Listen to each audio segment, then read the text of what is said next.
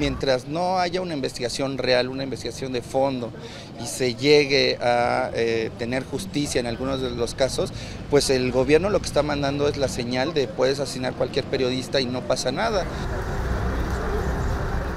La violencia contra los periodistas tiene distintas procedencias. Es no solo el narcotráfico, sino también distintas expresiones de poder caciquil. Y bueno, pues este es un caso más de violencia, es un asesinato más y seguramente, ¿no?, entrará por la misma ruta de impunidad que ha tomado la muerte de cientos de periodistas asesinados en México.